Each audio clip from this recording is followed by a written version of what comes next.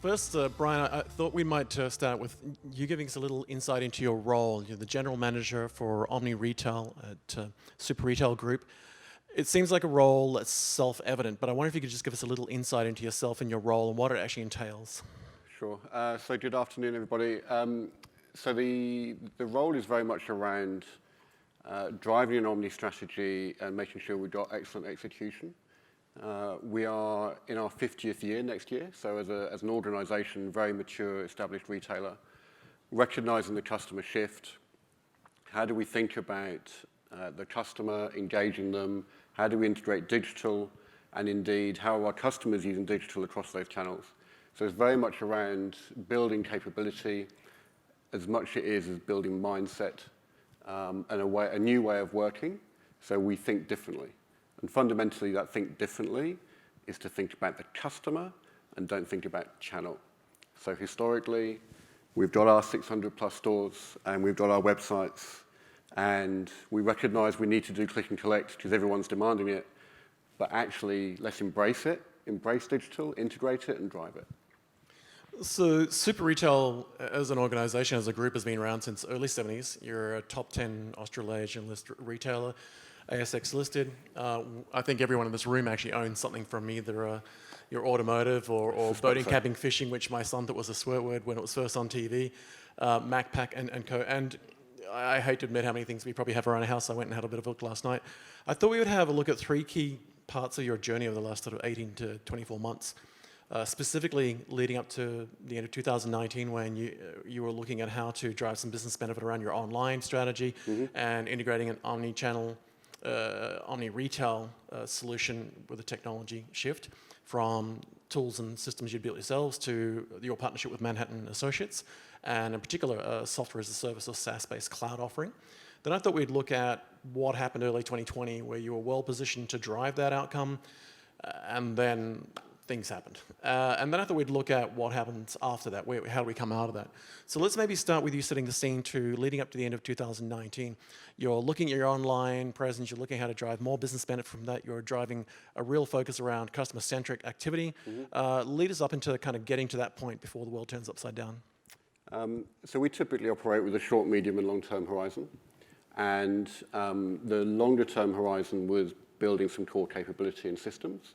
So we'd put a new PIM in, we'd established a new websites, run off Commerce Cloud, and then the order management system was the third key element of that triangle. There's no point in having a sexy website if actually you let the customer down and you don't fulfill your order.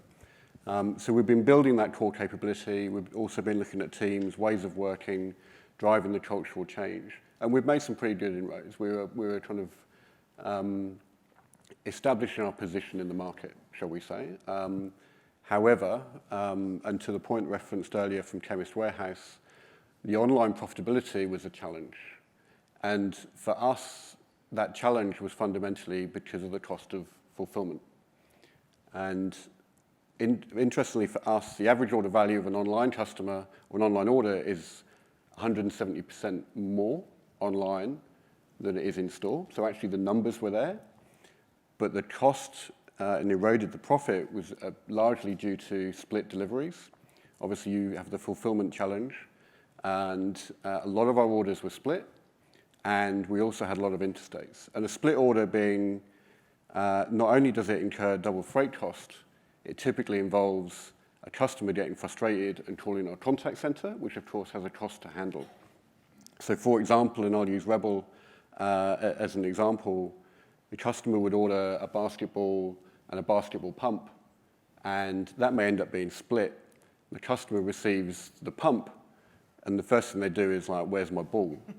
Naturally, why have you sent me this? You've forgotten my ball, and they get on the phone. We've told them in the email, actually, your order is split, and you'll get it under 2 deliveries, but nobody reads that stuff, right?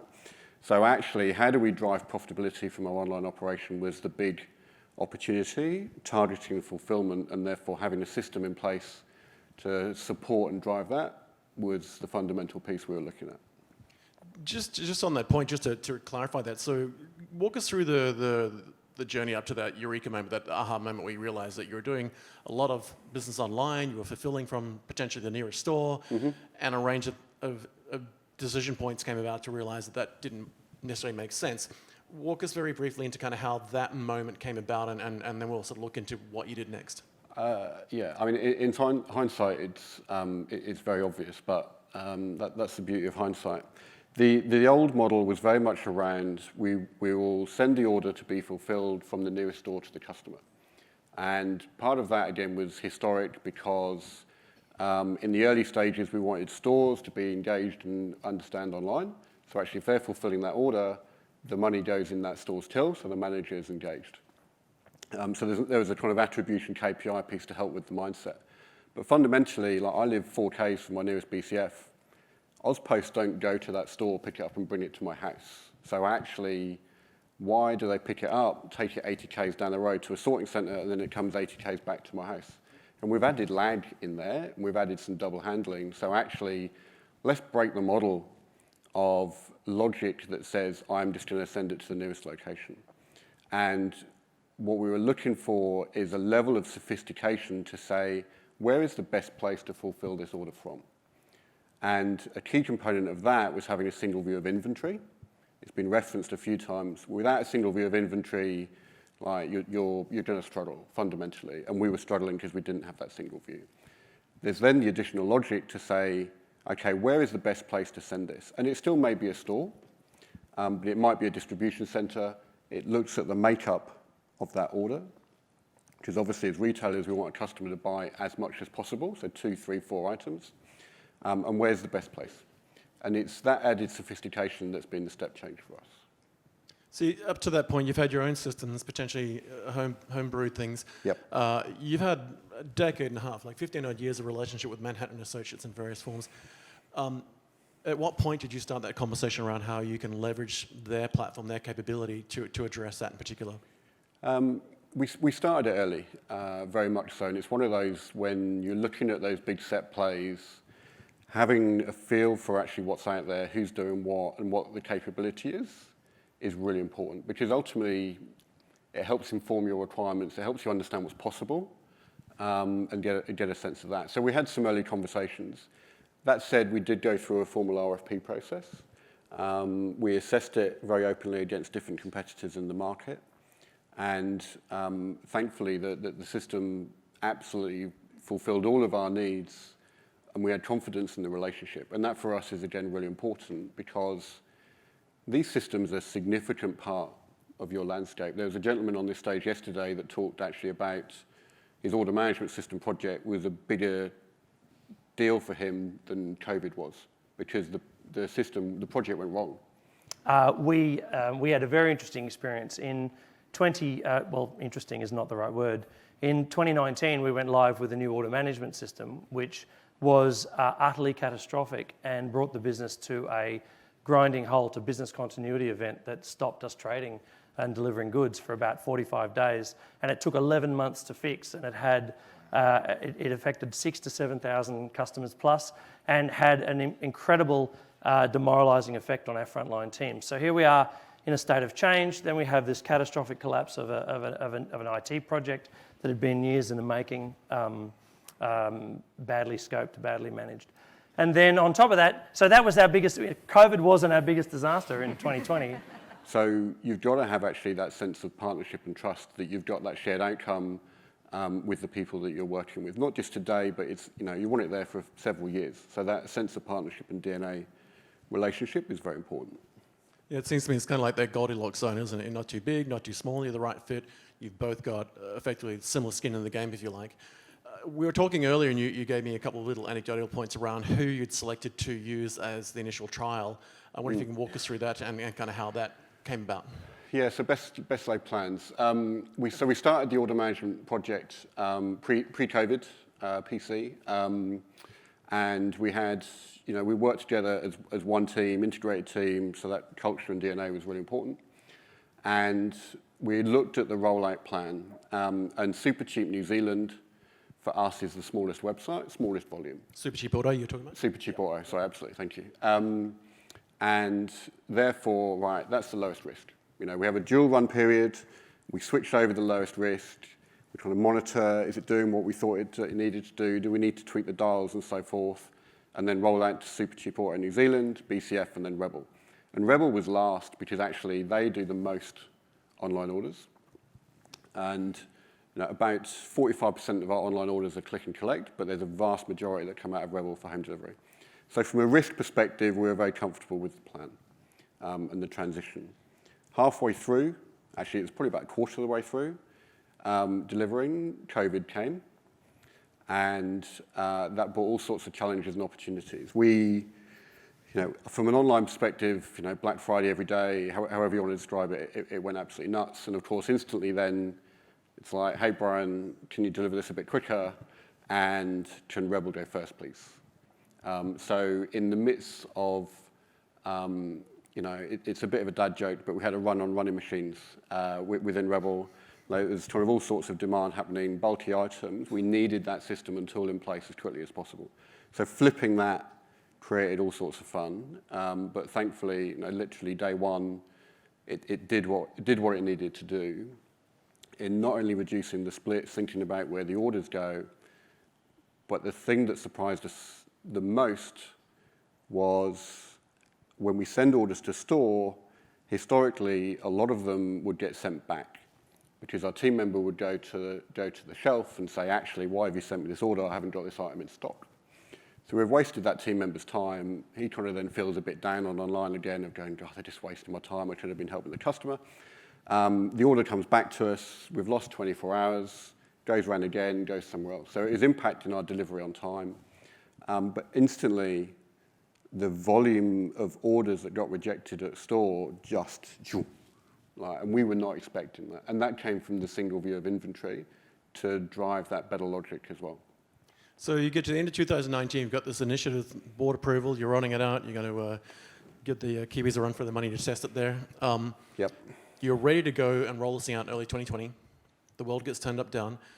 Talk us through some of the key points that you went through working with Manhattan Associates in not only implementing the solution, but then having to implement the solution specific to the pandemic and some of the key things that you had to address immediately. You've talked about some of those that played into your potentially 3 to 5 year strategy that you effectively had to do overnight. Because I've heard anecdotally that in effect, you realized 12 months worth of business benefit in the first day this thing went live.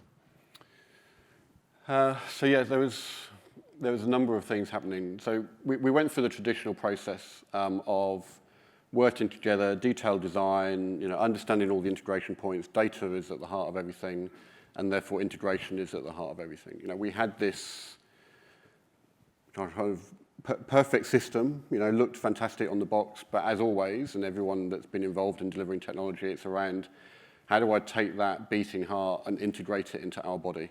Because you've got all of these legacy systems that it needs to work with and so forth, and making sure that that new heart has been accepted by the body, so actually the transplant is successful. So we gathered the right team, we established the rhythm, and it was very much about working as one. And we were the first to go live with the system in region. And credit to the Manhattan guys, we said, look, personally, I don't see that as a risk, geography agnostic, but actually we would like some people over during the design phase in particular that have been there, done that, got the scars, and help us get to that point where we say, right, we're good, we're locked in. The delivery then went into an agile, fortnightly scrum, kind of sprints, etc. And then obviously when COVID came, it was the reassessment of, is there compromises in scope we can make to get it in market quicker? That's always an interesting conversation with stakeholders. Again, the change of the rollout plan and what does that look like? It comes down to risk. What's the appetite for risk? At the time, we were bleeding. So actually, the risk appetite for putting it in quicker was there, absolutely, because we could see actually this would help us. It was a key component to help us. So I'm interested in a couple other things if we can just delve into them a bit. I mean, You originally had the pilot in New Zealand with Supercheap Auto. Now you've got to do it across the entire group, and you've got to do it all at once. Can you just give us some insights around the supply chain focused elements and where you'd really lent on Manhattan Associates to draw on their core competencies? Because at the end of the day, deploying this type of technology is not necessarily core business for anyone in particular at that level. So you've gone from running the pilot to now having to do it across the whole group and having to do it immediately. what were some of the success factors that actually made that work? Because you've just released your half-year financials. The numbers are phenomenally exciting, and we'll delve into those in a minute. I'm sure anyone here would love to just put their brand into your report and be able to throw it at their board. From a supply chain point of view and where you're looking for that omni-retail, omni-channel capability, can you just pull out some of those success stories as to how you did that went from one initial trial plan to the whole group and addressed and met the challenge of the pandemic? Yep. So trust was at the heart of it. So actually trust in the teams, trust in the system, trust that we're going to get the outcome that we need. So we literally, the original plan was dual running for 2 weeks, and we were 24 hours in, and we went, we think we're good. But we're seeing what we anticipated. Shall we go for it? And kind of all held hands and made the decision together. So actually, there was a high level of trust and confidence, and that came out of the relationship that we've established over time, that it was the right thing to do. There was trust that actually it could scale to the volume, because you model these based on predicted volumes, and again, going, do you know what, we can just, turn the dial. It's in the cloud, happy days, if you can predict the volumes and you can cater for that. So the trust piece was really important to come through there, that we had the confidence to go forward with it. Give us a sense, you talked about scale there for a moment. I mean, in my mind, I sort of look at the whole pandemic impact to both health and retail as kind of going spinal tap up to 11. Give us some context of the shift from what you'd originally planned for the deployment pre-pandemic, and what that actually turned into in potential percentages. I'm sure you can't give us exact numbers, but are we talking like double, triple, quadruple? I mean, the overnight hit of not just so much, anecdotally we hear about lots of running machines initially to keep fit at home, and then the kids drive us crazy with homeschooling, so we get things. But in reality, there was a spike, and then it stayed very positive, and it's still remaining that. We saw that in some of the questions in the previous talk. What does scale actually mean in that context, in light of the fact you've got to do it across the whole group and now not just in a trial?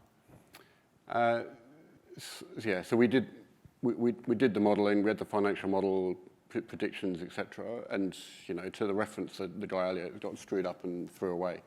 So last financial year, to give it some context, we grew top line 115 million. 90 million of that was online. So 80% of our overall company growth came from digital. Wow. And that has significant impact on a cultural change level when you're trying to drive an omni and a digital agenda. And historically, it's like, yeah, Brian, I get it, but you're still only like 9% of sales. I'm going to focus over here. We're going, well, actually, do you want to be where the action is? Because we've delivered 80% growth. Like, let's have a conversation. So the mindset and the cultural change that came with what was happening there was phenomenal, which in itself opens up other opportunities, other conversations, to actually go, right, where to next? How do we continue to drive forward? In the context of that, though, I mean, the online stuff is huge, and I'm guilty of buying a truckload of stuff online, as we all are. But I still also enjoy going back to the stores, and you have hundreds and hundreds of these things. So, we do. Just briefly, I mean, the focus on the online piece is all well and good, but there must have been some flow-on impact into what was happening in the stores as well, with regard to deploying your omni-retail solution from a technology aspect. How does that match up together? What are the pros and cons of sort of the shift of the focus on online and digital, and the consumer-centric focus of potentially the Tinder swipe right mobile experience of buying wherever I am, correlate to kind of what you're doing in stores as well, just briefly? So a key kind of ethos of Super Retail Group and all of our brands is passion. And if you walk into a BCF store on a Saturday, the passion that comes is just like almost tangible. And all of our team members in store are incredibly knowledgeable. They do whatever they're talking about and therefore share that passion. So stores will, without question, forever be a critical part of our landscape. You gave me an anecdote the other day, sorry to interrupt you, about going and buying some of your own product with a fishing lure, was it? And you went out to the field to test it? Absolutely. So we were, it's a BCF story. I was fishing with my son. Being a Brit, I was new to fishing because you don't fish in England because it's miserable, kind of cold and wet. Why would you? Where suddenly I'm in Queensland and I'm like, standing in the water for an hour? Oh, yeah, I can do that. And we were fishing in a particular spot, and we just we were getting bites but losing it constantly. And I was like, what's going on? So we went into the local BCF, had a chat with the guy, and he said, where are you fishing? So we told him the location, which obviously he knew. Like, what's happening? What are you using? I'm like, a rod. He kind of then gave us a bit of okay, actually, I think you need one of these, one of these, and one of these. And my son is like 12. Went back to the location the next day and, going in, and he caught a fish about that size within 10 minutes. It's got a fish this big. It was absolutely incredible, and he was fighting it like mad, and it was just that moment as it was getting closer of like, oh my God, I'm going to need to manhandle this and try and get the hook out of it. But it absolutely came from the expertise and the knowledge and the passion of our store team members. And yes, digital is accelerated, but that passion and that connection will always be a critical component of that relationship. Because you see it when people go in, they talk about, hey, what's been caught locally, and I'm thinking of going here, and you get that advice, sense of community. That's so valuable. Absolutely, and all credit to your HR department for finding great people like yourself. I wonder if we can just wrap up now on kind of where to from next, right? So you had this amazing initiative planned out in 2019. You were well set to do it. Early 2020, you're on your way. Pandemic hits. The world turns upside down. You've gone from an initial pilot in New Zealand to now doing it across the whole group. And your half-year financials speak for themselves. It's just a phenomenal success story. You must have learned a number of things through dealing with that and delivering a positive outcome in addressing the pandemic requirement through the whole retail group. From that, what have you learned that you can now go and put into practice, and how does that change the way you approach the future now that you know you can deal with this crazy scale in a short time frame, to what does that make possible, and in particular, leveraging what Manhattan Associates platform in the SaaS-based cloud can do, in that you can effectively give a user story in plain English, and they can implement that capability very quickly. So there's a few things there. So let me. Number one, the key thing we learned actually, and we knew this already, but sometimes it needs to smack you around the face to remind you, is the importance of focus. When the pandemic arrived, we kind of had a bit of a pause moment, as everyone did. Right, okay, what are we hearing? What are we seeing? Where do we need to go? And it quickly became apparent that we kind of, our strategy was like, we need to go from survive to thrive. Actually, there's opportunity here that we need to step into. But the delivery piece was actually, we paused a lot of other projects that were happening, and we had absolutely laser focus on the critical pieces. So to my point around the time horizon earlier, kind of short, medium, and long, it was actually kind of really laser focused, and everything else had to pause around the edges. So some things were delayed. Broke down the silos, worked together. We introduced new capabilities quickly, like contact-free click and collect in a matter of days. And it was that power of when we have that single focus and we work together. Maintaining that and not just having project bloat, that actually we've got different pockets of people working on different things because they all believe it's great. That's always a challenge, but we are really trying to keep rigid, if you like, around the list is the list is the list. This is what we're doing. We're going to put all our energy into it. So that was a key piece. Mindset, focus. To the Manhattan piece of where we go next, there's a number of modules that we haven't turned on yet. And actually, we continued, one of the beauties of the system is that we get a level of insight out of the reporting that we never had. So we can now absolutely pinpoint, okay, what are the products that are still driving splits? And therefore, how does that influence our inventory allocation? How does that influence our supply chain network strategy? And how do we then kind of feed that into the merchandise, the buying, et cetera? There's a level of insight there that when I think about how ignorant we were before, it does scare me. And when you look at, okay, if all of the growth or the vast majority of the growth is happening online, we need to maintain a high level of profitability. And actually, therefore, you need some of those components. So driving the insight out of what we've got, and then looking at integrating the system higher up the customer journey. So therefore, we offer more personalized delivery and fulfillment options to you based on where you are and what is in your basket, as opposed to, yeah, it's a standard delivery, 6 days, or if you're in that particular, it might be 3 days. It's like, actually, we can be a bit more sophisticated and smarter because we've got those data points now. Imagine the business is set up and paid attention now and looked at not just your media financials and the successes and and the fact that you've positively coped with this and maintained the culture inside the organization and address consumers' needs. But the business must now be sitting up paying attention and saying, well, if we've managed that, what questions are we not asking ourselves that are possible? Is that something that's happened? I've